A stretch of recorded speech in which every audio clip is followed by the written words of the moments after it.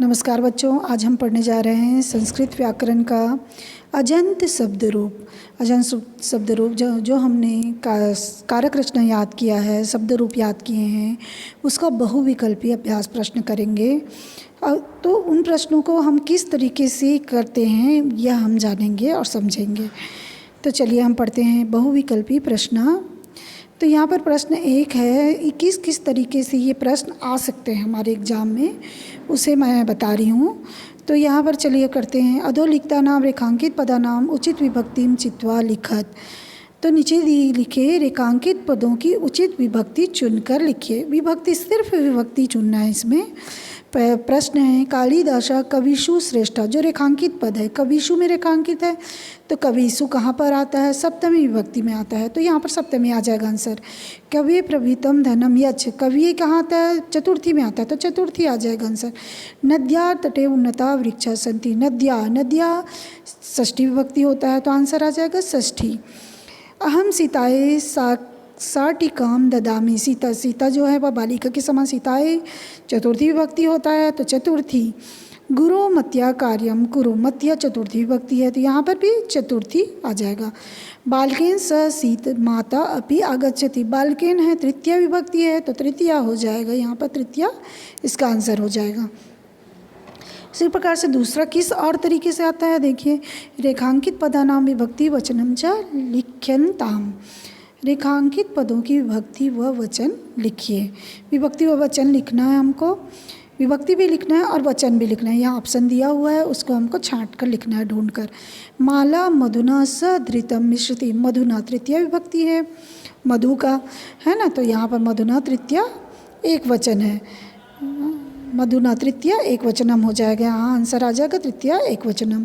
शिक्षका शिशुभ्याम न कुप्यति, शिशुभ्याम जो है वह तृतीया द्विवचन में आता है और चतुर्थी द्विवचन में आता है, लेकिन यहाँ दोनों ऑप्शन दिया है, तो हम दोनों में से कोई भी लिखेंगे तो भी हमारा सही है। लेकिन कुप जो धातु है यहाँ पर दिया है, जो कुप जो धातु है वह वहाँ पर तृतीय विभक्ति का प्रयोग होता है, इसलिए हमको इसका ऑप्शन तृतीया द्विवचन ढूंढना है।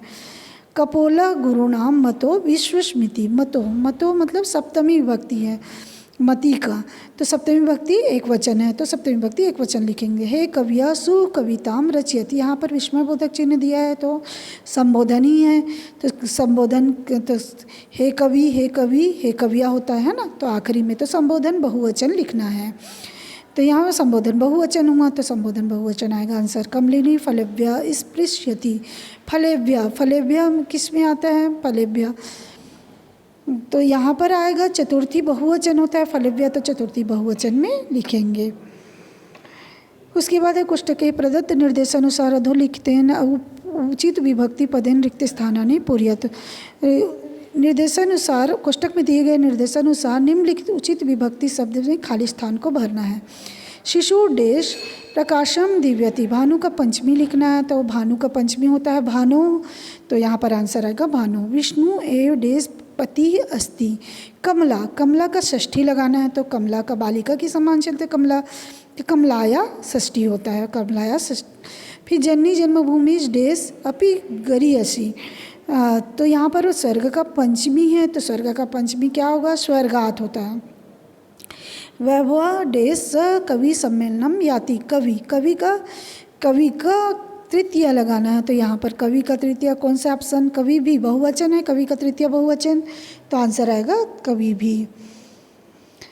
द्रौपद्या पंच डेश आसन, पति का प्रथमा लगाना है, तो पतिया होता है, प्रथमा बहुवचन है, पतिया, तो यहाँ पर आंसर आ जाएगा पतिया। गुरु डेश प्रश्नम पृच्छति, अनुजा का द्वितीय लगाना है, तो अनुजा स्त्रीलिंग के जैसे चलता है, स्त्रीलिंग है अनुजा, बालिका के समान चलेगा, तो द्वितीय क्या आएगा? इसमें द्वितीय विभक्ति कौन सा? अनुजाम, तो यहाँ पर आंसर आ जाएगा अनुजाम। ग्रामीण डेश वृक्षम आरोहयति, मधु का चतुर्थी लगाना है, तो मधुआ, तो चतुर्थी क्या हो जाता है? मधुने होता है, तो यहाँ पर चतुर्थी मधुने होगा आंसर। अयम डेश शब्दम अस्ति, शिशु का षष्ठी शिशु होता है, तो यहाँ पर शिशु का षष्ठी शिशु हो जाएगा। सर्वेभ्य डेश नमः, पितृ का चतुर्थी लगाना है, तो पितृ का चतुर्थी क्या हो जाता है? पितृभ्य, पितृभ्य बहुवचन है, पितृ का चतुर्थी बहुवचन है, तो पितृभ्य हो जाएगा यहाँ। फलानी डेस रोचनते, बालक का चतुर्थी लगाना है, तो बालक का चतुर्थी कौन सा है, देखिए यहाँ पर बालकेभ्य दिया है, बालक का चतुर्थी बहुवचन है, तो यहाँ पर बालकेभ्य आंसर हो जाएगा। उसी प्रकार से देखिए, प्रदत्त विकल्पेभ्यः उचित उत्तरम चित्वा उत्तर पुस्तिकायाम लिखत, उत्तर पुस्तिका में उचित विभक्ति का प्रयोग करके लिखना है। ठीक है, फलानी डेस पतंती, फलानी डेस पतंती, तो यहाँ पर वृक्ष दिया हुआ है, तो वृक्ष का पतंती गिरना, तो फल वृक्ष से गिरते हैं, तो से कहाँ पर आया, पंचमी विभक्ति में। गिरना अलग होना पृथक होने में पंचमी विभक्ति का प्रयोग होता है, तो यहाँ पर वृक्ष पंचमी विभक्ति कौन सा है, वृक्षात, तो यहाँ पर आंसर आ जाएगा वृक्षात।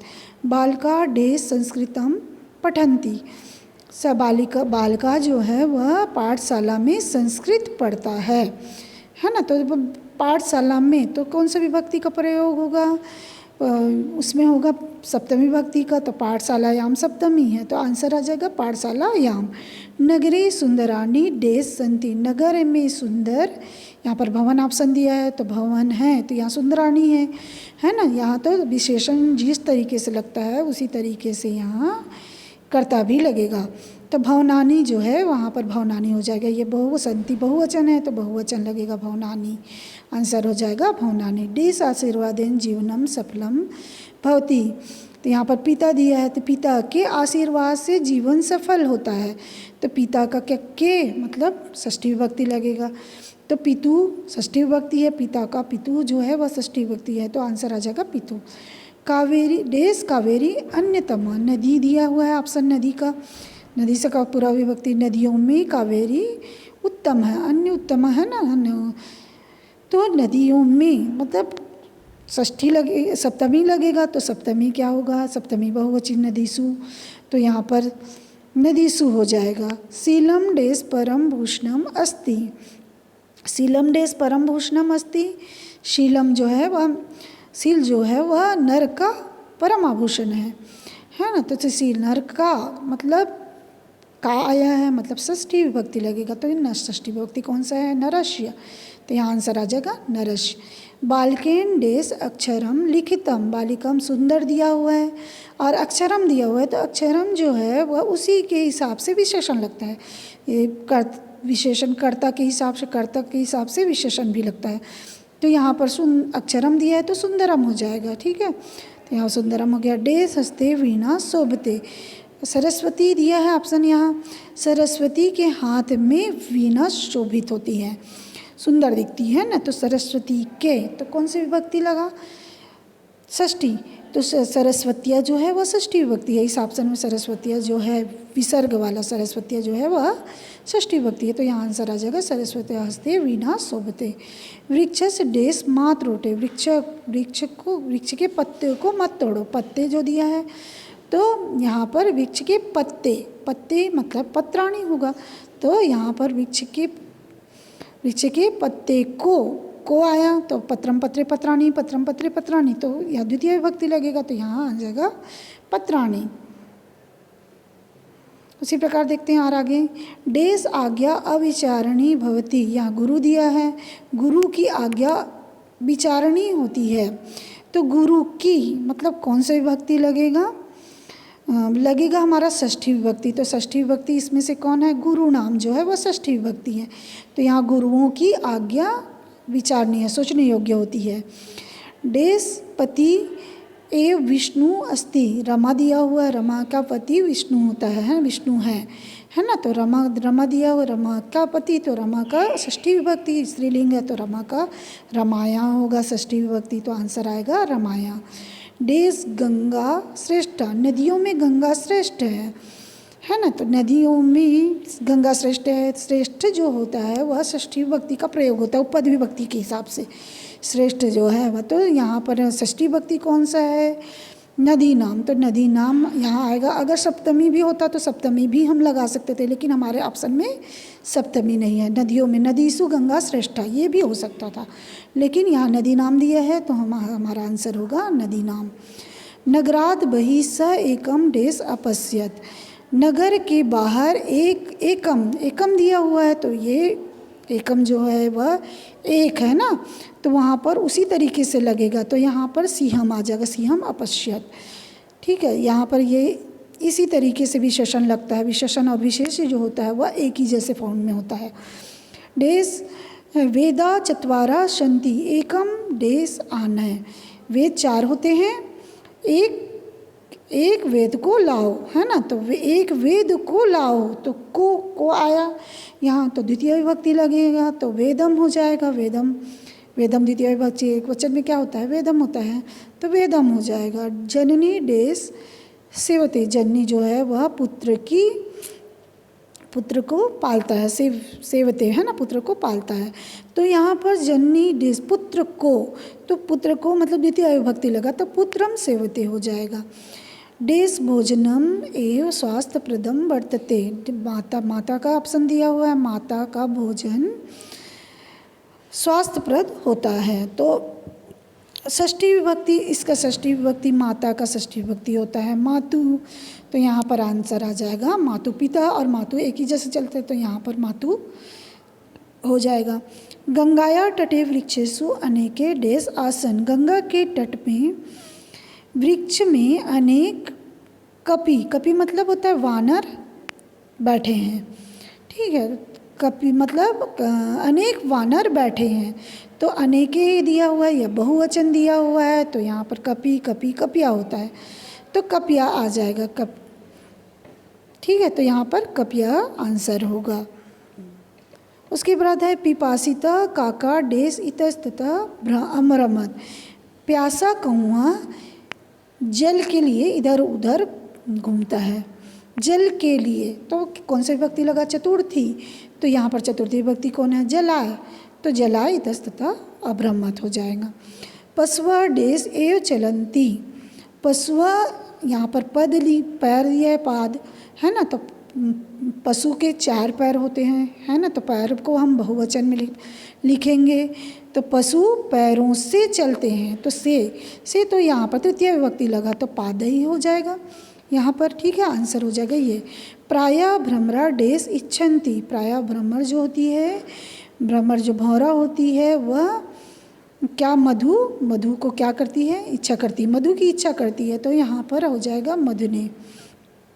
ठीक है, प्राचार्य डेस प्रार्थना पत्रम स्वीकरोति। प्राचार्य जो है वह प्रार्थना पत्र को, छात्र से प्रार्थना पत्र स्वीकार करता है। छात्र का प्रार्थना पत्र स्वीकार करता है। प्राचार्य जो है वह छात्र का प्रार्थना पत्र स्वीकार करता है। तो षष्ठी विभक्ति लगा, तो यहाँ पर षष्ठी छात्र से होगा। उद्याने अनेके सन्ति। उद्यान में अनेके मतलब बहुवचन है, अनेके वृक्ष हैं, तो वृक्ष का बहुवचन क्या होगा, वृक्ष, वृक्षम, वृक्षे, वृक्षा होता है ना, वृक्षा, वृक्षे, वृक्षा होता है। तो यहाँ पर वृक्षा जो है वह बहुवचन हो जाएगा। उसके बाद है अस्मिन डेस बहुनी पुष्पाणि सन्ति।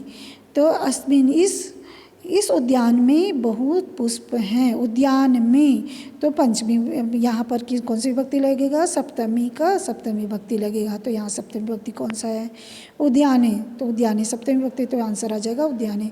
जनाः देवालये कुर्वन्ति। जो लोग जो है वह देवालय में, मंदिर में प्रार्थना करने के लिए जाते हैं। तो प्रार्थना को जाते हैं, है ना, लोग मंदिर में प्रार्थना को जाते हैं, प्रार्थना। तो यहाँ पर आ जाएगा प्रार्थनाम कुर्वन्ति। फिर है रमा डेस कार्यम करोति। रमा विद्यालय में कार्य करता है, तो रमा का विद्यालय में, तो विद्यालय हो गया। तो यहाँ पर सब विद्यालय मतलब विद्यालय क्यों हो गया, क्योंकि में मतलब सप्तमी विभक्ति का प्रयोग हुआ। रमा विद्यालय में, विद्यालय कार्यम करोति हो जाएगा। धन्यवाद बच्चों। मुझे लगता है कि ये वीडियो आपको बहुत अच्छे से समझ आया होगा।